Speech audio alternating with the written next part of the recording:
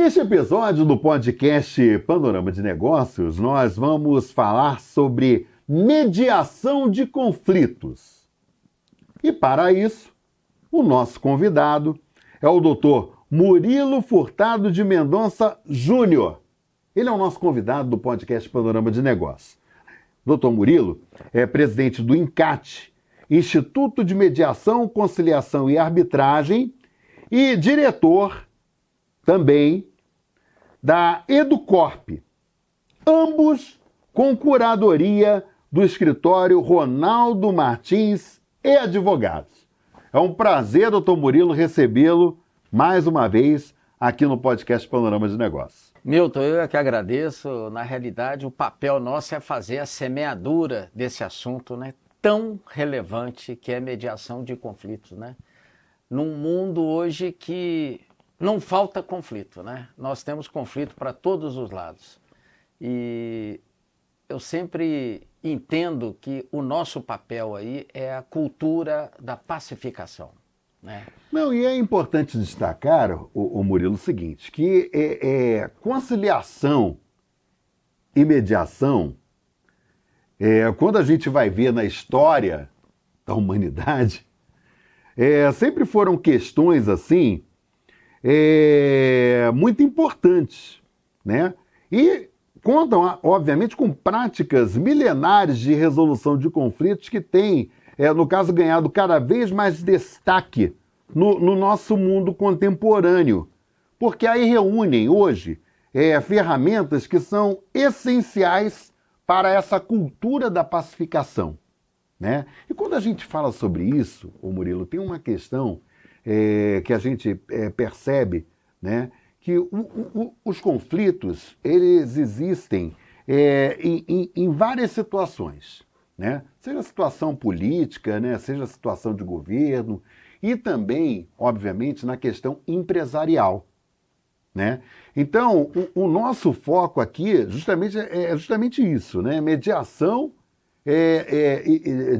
e conflitos voltado para o meio empresarial. Sim. Tomando isso daí por base, ô Murilo, o que hoje as empresas elas estão atentas em relação a essa questão? Porque é algo que melhora muito, por exemplo, o trâmite de determinadas questões, por exemplo, inclusive envolvendo muitas vezes uma briga judicial entre empresas, né, que muitas vezes na justiça comum, por exemplo, às vezes leva muito tempo. Isso daí, obviamente, que causa prejuízos muitas vezes para essas empresas, né? Então, só para a gente ter uma ideia, em linhas gerais, quando a gente fala sobre esse tema, como é que a gente verifica isso dentro dessa questão empresarial, doutor? Perfeito.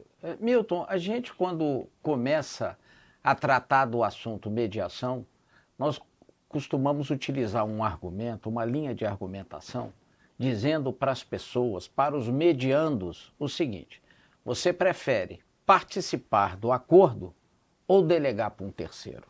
Esse terceiro é um juiz de direito. E o que acontece na prática? Uma decisão, uma sentença judicial costuma não agradar ambas as partes. É um costume que a gente observa. Então, além da demora também, né, doutor? Porque às vezes demora, né? Exatamente. Uma mediação, ela tem um prazo assim muito curto de acontecer, eu diria de semanas ou meses, enquanto se a pessoa entrar com num contencioso, né, com uma questão para discutir, isso pode levar, a gente vê a experiência do aparelho judicial. O que acontece? O Brasil hoje tem mais de 100 milhões de processos. Nossa. E as coisas realmente têm andado com muita dificuldade.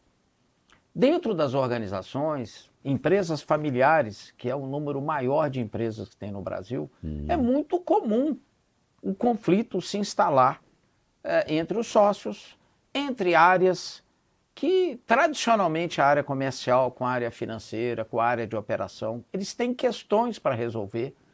E se o líder não tem uma habilidade, se ele não tem um treinamento nessa área de mediação, ele pode não conseguir costurar as pontas, sabe?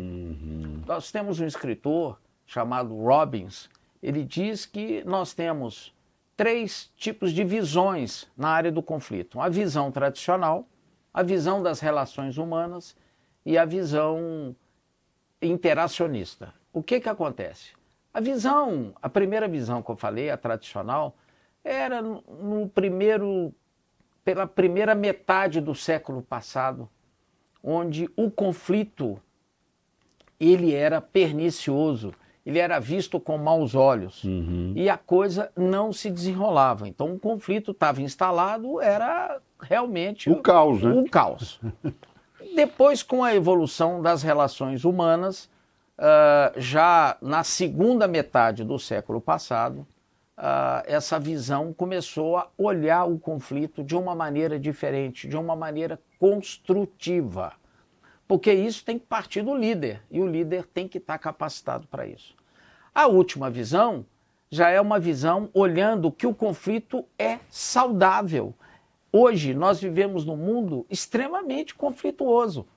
Se a gente olhar pelo lado que é bom ter oposições, ter opiniões diferentes, agora a pessoa tem que saber, quem está fazendo a mediação, ele tem que ter ferramentas, ele tem que ter conhecimento, capacidade para poder costurar as pontas e fazer com que aquilo impacte em produtividade, num ambiente bom de trabalho, porque é natural o conflito hoje. Hoje a gente tem que olhar o conflito.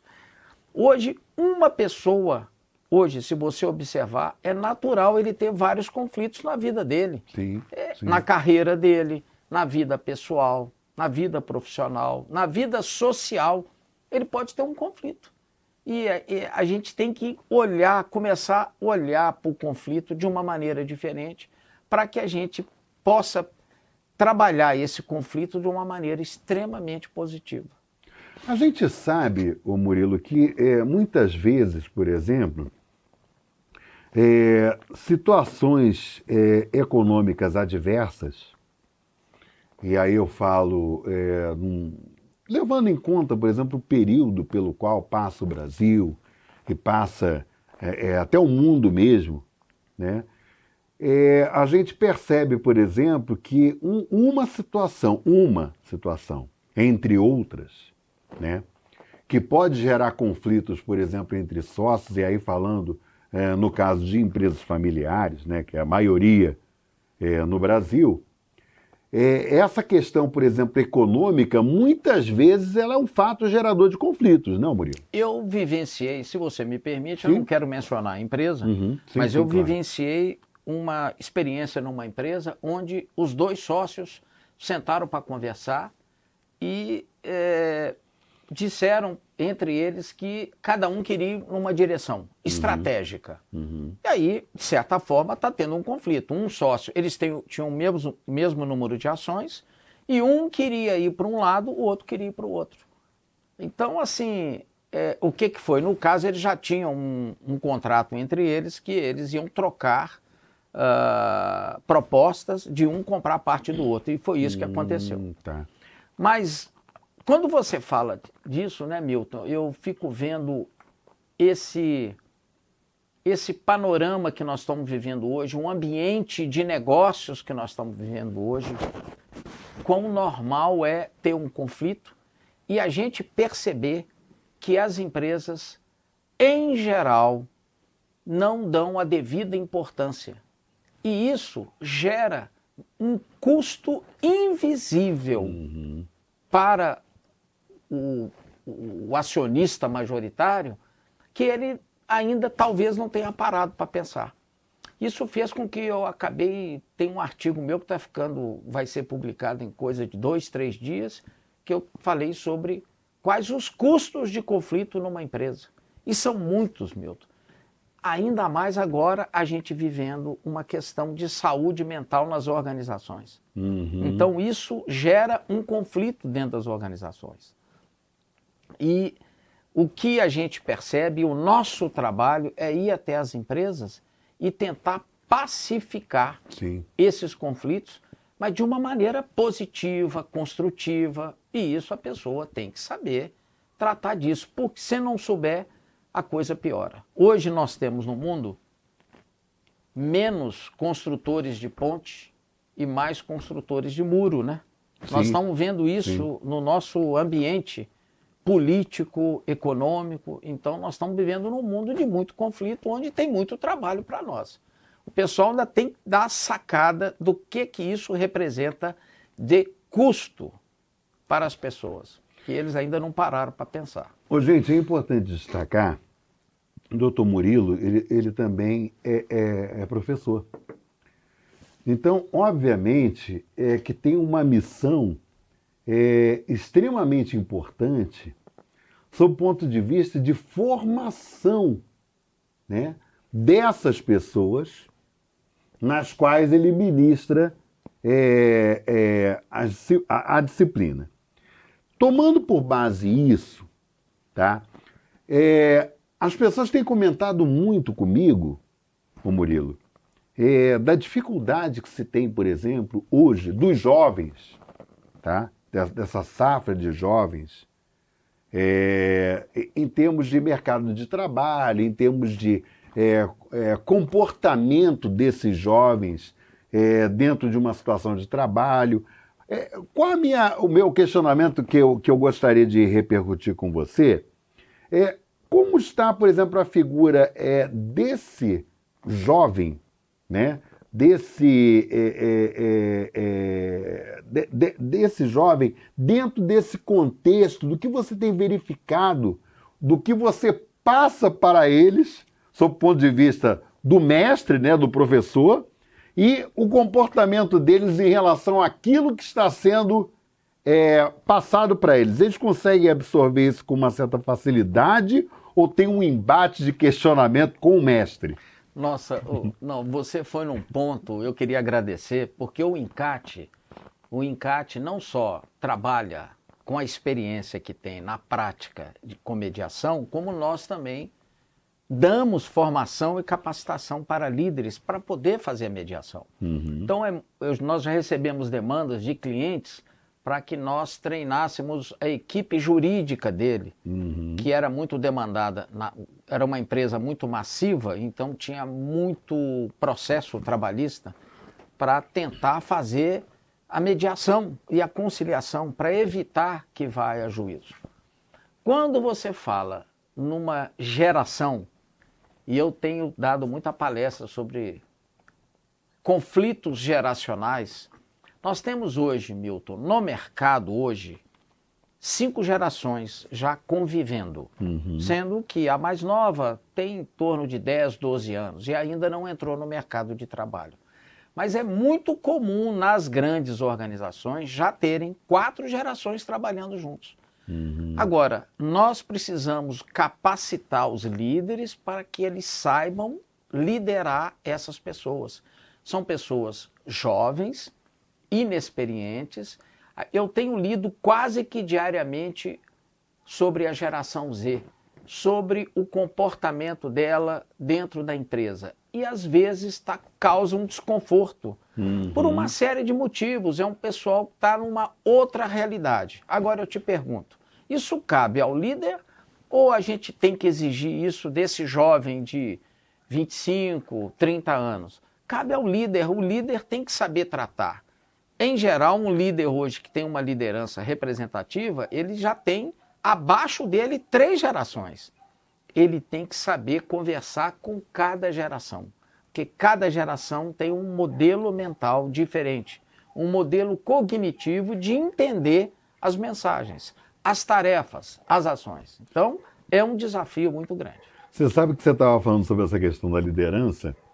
Eu me recordo que alguns anos atrás, eu ministrava uma disciplina chamada Chefia e Liderança. O grande desafio, na verdade, era de se passar para aquele aluno a diferença entre ser chefe e ser líder. Porque é aquele tal negócio, muitas vezes as pessoas respeitam e seguem e admiram o líder, mas elas questionam e muitas vezes elas entram em embate com o chefe, porque muitas vezes o chefe ele se impõe pelo poder do cargo e o líder ele tem algo natural, né, que emerge em relação aos demais e, consequentemente, eles acabam acatando e seguindo, por exemplo, a questão dessa liderança. Por que eu estou comentando isso com você? Porque eu acho que ainda se tem essa distinção dentro do processo empresarial do chefe e do líder, ou eu estou equivocado? Não, de jeito nenhum. Hoje a gente vem observando há um certo tempo que muitas pessoas pedem demissão do chefe e não da empresa. E quando o fazem, isso já gera um contencioso trabalhista. Então a gente precisa realmente ter que trabalhar esses líderes para evitar esse tipo de coisa. O nosso processo é de levar o entendimento, o acordo, onde houver essa discussão, esse debate, né? A gente vem observando nas empresas que nós estamos até trabalhando dentro, uma distância muito grande daquela pessoa que acha que é líder, mas é um chefe, ele tem como característica controle e comando, do que aquele líder inspirador, né? O líder inspirador é aquele que consegue envolver todo mundo e todo mundo ter um comprometimento para seguir numa direção. E hoje nós estamos vivendo num mundo que não tem, essas relações não estão muito bem maduras, e isso aí as pessoas não têm comprometimento. O jovem de hoje, se você for negociar um contrato de trabalho que tem que trabalhar 8 horas, tem jovem que acha que é muito tempo para trabalhar. Tem jovem que, num processo de recrutamento e seleção, tem que ficar muito claro para ele, por exemplo, a utilização do aparelho celular. Porque tem gente que, de repente, vai trabalhar numa empresa e acha que pode, durante o trabalho, ter acesso ao celular. Nós tivemos uma experiência recente com uma pessoa que fez um processo relativamente longo para contratar várias pessoas. Ele chegou no final do processo contratando cerca de 10 pessoas e o pessoal começou a trabalhar num dia, às 8 horas da manhã, às 9 horas um jovem veio e pediu demissão. E ele foi procurar entender, mas por que você está pedindo demissão? Porque eu não posso mexer no meu celular. Olha que curioso, e ele né? disse assim, mas eu pensei que você tivesse entendido que você está trabalhando na área de operações, você não pode ter acesso. Se não for para mexer no meu celular, eu não tenho interesse. Essa pessoa recorreu até a nós, assim, onde foi que eu errei? Porque foi um processo longo de recrutamento, de entrevistas, né? de dinâmica de grupo e tudo, mas às vezes subentende-se que não tem que fazer isso, e as pessoas de hoje, eu não quero fazer julgamento, é muito complicado, mas a gente tem que tomar cuidado, que às vezes nós temos valores que a outra geração não tem, a outra geração tem outros valores. É isso aí. E eu procuro levar o mundo assim, sabe? Não tem certo nem errado, nem melhor nem pior. Você tem que tentar entender a situação. Exatamente. E de uma maneira muito pessoal, particularizada, poder conduzir aquele processo. Porque hoje a gente está todo dia com sinais assim que sempre nos surpreendem do comportamento humano. E você sabe que você falando isso me fez lembrar muito uma teoria que as pessoas utilizam, por exemplo, era sempre a visão, e acho que é a visão do momento que se enquadra perfeitamente, da avaliação do particular para o geral, e não do geral para o particular. Porque hoje, por exemplo, você vive uma situação, isso daí com foco nessa nova geração, na linha de pensamento que eles têm, tá? Não dá para você, por exemplo, partir do geral, sob o ponto de vista de uma visão geral da organização, e querer encaminhar isso para algo particular daquele indivíduo, né? O caminho hoje é o inverso. Na visão deles, quer dizer, você tem que avisar, tem que a empresa tem que se adaptar. E a empresa se adaptar a ele. Verdade. Que é uma situação, ô Murilo, a meu ver, e talvez de você que esteja acompanhando o nosso bate-papo aqui nesse momento, é uma situação muito complexa, porque como a empresa vai se adaptar à realidade de cada um? Não tem como. Pois é. Né? Quer dizer, então você tem duas situações aí, né? Que é esse jovem se adaptar à realidade empresarial, que muitas vezes eles são radicais a ponto de não, como foi esse caso aí que ele preferiu, a demissão, se demitir, do que se adaptar à questão da instituição. E aí tem um problema, por exemplo, que já está ocorrendo no mercado de trabalho, que as empresas reclamam que elas não conseguem as pessoas para ocuparem aquelas vagas que estão ociosas dentro da estrutura organizacional. É verdade. Aí, diante dessa situação que eu estou colocando, o que se pensar, né, no que se pode se trabalhar no futuro? Porque, na verdade, se você, sem nenhum trocadilho, mas se você for observar bem, é um conflito. Não, Milton, eu parto do princípio que tudo na vida, por eu ser um educador, tudo na vida parte da educação. Sim. Então, se as empresas estão com dificuldades com a mão de obra hoje, o que tem que fazer? Tem que formar e capacitar esse público e não buscar no mercado, no varejo. Eu acho que fica muito difícil. Muito difícil, né? E você, quando faz essa formação, capacitação, treinamento e desenvolvimento de pessoas, que é a meta, é o mote da Educorp, você já vai introduzindo a cultura nessas pessoas. Desde pessoas novas, você já vai formando essas pessoas. Eu acho que com a formação você consegue um resultado assim bem razoável. Porque hoje os conflitos que estão acontecendo entre o que uma pessoa jovem deseja e o que uma empresa precisa, a distância está muito grande. E com a educação é que a gente vai conseguir fazer equacionar isso, né? Exatamente. Agora, Murilo, levando-se em conta a questão empresarial, tá?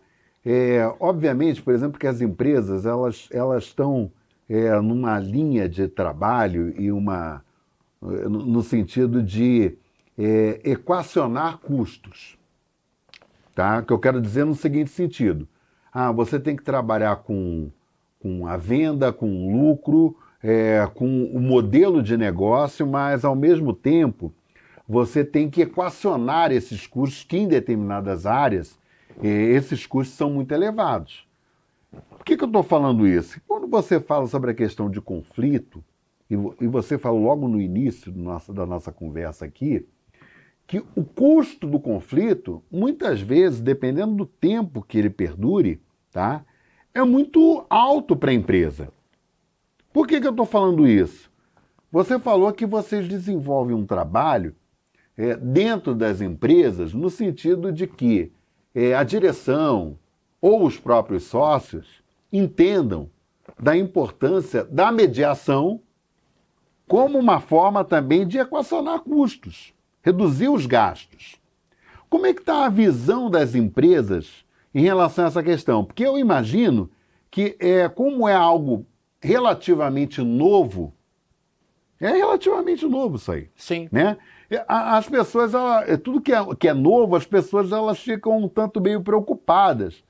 No sentido será que isso daí vai dar certo e tudo mais? Qual é a reação das empresas quando vocês chegam, mostram e provam por A mais B que aquilo ali é um caminho seguro, é um caminho que de certa forma, vai ser interessante para o desenvolvimento da estrutura da empresa?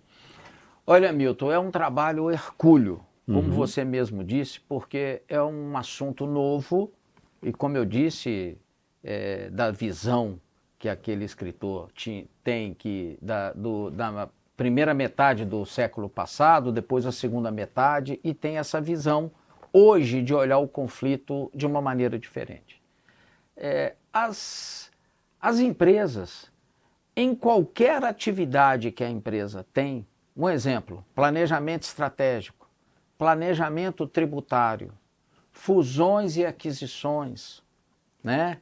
Reestruturação de empresa, tudo isso precisa de um mediador, precisa de um líder capacitado para todas essas tarefas, todos esses fluxos de trabalho que a empresa projeta para o crescimento, o desenvolvimento, auferir lucro dela, ela precisa de uma pessoa para saber tratar com as pessoas. Sem saber tratar com as pessoas, as empresas não vão chegar onde elas gostariam. Então, todo esse trabalho que as empresas fazem, eu citei aqui, não há empresa que não tenha um planejamento. Nós estamos hoje aí diante de uma reforma tributária. Sim. Que as empresas devem já se preocupar com isso.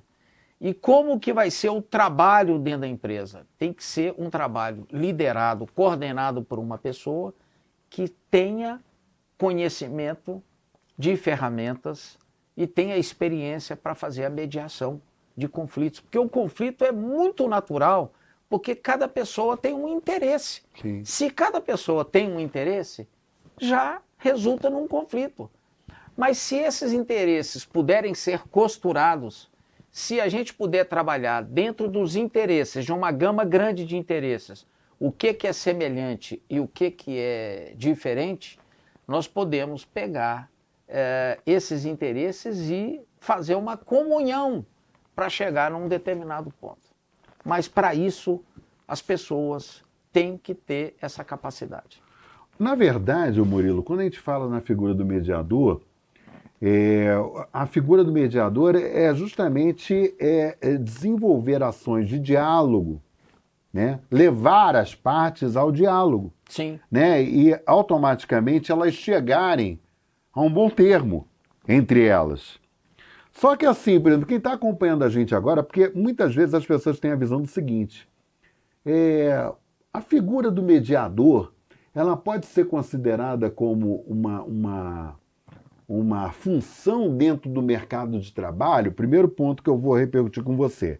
E quem está acompanhando pensa da seguinte forma, mas espera aí, só um advogado que pode trabalhar como ou figurar como um mediador? Ou existem, por exemplo, outros profissionais que podem se capacitar e atuarem como mediador dentro das empresas? Eu falo isso, eu estou colocando isso porque as pessoas que acompanham aqui, elas estão vendo que nós estamos discorrendo sobre um tema muito interessante, que ganha espaço cada vez mais, e aí o cara fica pensando assim, nossa, mas é um interessante, né? Será que é um mercado que está em alta e, de repente, as empresas elas vão estruturar, por exemplo, no seu quadro? Então, só para a gente poder ter uma ideia e responder para essa pessoa que está nos acompanhando nesse momento, Murilo. Olha, eu fiquei muito contente isso que você falou e num determinado momento, você comentando, eu vislumbrei um futuro das organizações com uma área só para fazer mediação. Primeira coisa, a lei diz que para ser um mediador profissional, a pessoa deve ter o curso superior. Esse é o único requisito e, obviamente, depois ele receber toda a capacitação técnica e isso leva um certo tempo numa escola apropriada para ele se capacitar. Quanto tempo em média? Ele tem aulas presenciais que devem durar um semestre e depois ele tem que fazer o estágio nos fóruns, que todo fórum tem uma área chamada Sejusc, e aí ele tem que passar por essa experiência de presenciar, testemunhar as mediações feitas, mediações judiciais, e depois que ele tiver passado por esse estágio, ele pode ir para o mercado privado. Tá. Quando você mencionou isso, eu fiquei lembrando assim, quais são os requisitos? Requisitos não, quais são as capacidades que um mediador deve ter? Eu, em primeiro lugar, vamos entender a parte dura, o núcleo duro. Ele precisa saber técnicas de mediação. E isso é amplamente divulgado, tem muitos livros, cursos, inclusive eu dou curso para isso. E depois, Milton, aí é que vem a parte comportamental. Na parte comportamental, eu começaria com a arte de fazer perguntas. Ele tem que desenvolver essa habilidade. Ninguém nasce com isso. A pessoa tem que entender como fazer perguntas. Essa semana eu li uma frase do Luiz Fernando Veríssimo, onde diz assim: a gente procura entender, saber todas as respostas do mundo. Depois que a gente sabe dar todas as respostas do mundo, o mundo vem e muda as perguntas. Então, assim, a arte de fazer perguntas é muito relevante. Dentro desse fluxo de raciocínio, nós temos a escuta. Depois que você faz uma pergunta, você tem que ter a habilidade de escutar, a escuta ativa. E nós temos um escritor recentemente falecido, Rubem Alves, que ele dizia da importância, ele dizia assim: acordo pela manhã, vou ler os jornais e observo, identifico vários cursos de oratória, nenhum curso de escutatória. Então, escutar é uma habilidade assim muito importante, relevante dentro desse processo. Depois tem a empatia. Você se colocar no lugar do outro. Olha quanta coisa eu estou falando, não é muito fácil não. As pessoas têm que se preparar para isso, né? Depois da empatia tem o rapport e depois tem a gestão das emoções. Porque você está tratando com pessoas que emocionalmente estão muito aflitivas. Elas estão num conflito, estão nervosas e a pessoa tem que ter a habilidade de trabalhar com essas pessoas em conjunto e, como a técnica diz, saber fazer cálculos, que é conversar em separado com as pessoas e depois trazer as pessoas para a mesa novamente. Então, a gente entende que as empresas ainda não chegaram num ponto razoável, mas nada impede que as empresas façam uma reflexão a partir dessa conversa nossa aqui e a gente possa capacitar as pessoas de dentro da empresa. Eu acho que isso aí vai fazer com que isso redunde em resultados. E aí, quando tem resultado, fica todo mundo feliz. Não fica feliz quando o resultado está vermelho, né? Não é verdade? Doutor Murilo Furtado de Mendonça Júnior, estamos encerrando mais esse episódio do podcast Panorama de Negócios. Muito feliz mesmo de contar mais uma vez com a sua presença, sua participação aqui no Panorama de Negócios. O convite está aberto, venha quantas vezes quiser. Eu acho que quando a gente conversa, a gente sempre traz à baila temas que são extremamente importantes, um conteúdo muito importante para quem acompanha o Panorama de Negócios. Mais uma vez, eu só tenho a agradecer. Não, todo o espaço, nós é que agradecemos, que, como eu disse no início, eu sinto que o papel nosso é fazer a semeadura. O meu papel dando aula é poder rodar o Brasil e plantar uma sementinha ali de conhecimento, compartilhando experiência com as pessoas e levando com que as pessoas reflitam da importância das relações humanas, tanto na negociação quanto na mediação, conciliação e arbitragem. Gente, acompanhe esse episódio na página do Panorama de Negócios no YouTube e não se esqueça também de acessar as notícias no site do Panorama de Negócios em www.panoramadenegócios.com.br. Já fica o convite para você acompanhar o nosso próximo episódio, no qual a gente sempre traz algum assunto muito relevante para você, público do Panorama de Negócios. Até o próximo episódio, um grande abraço para vocês.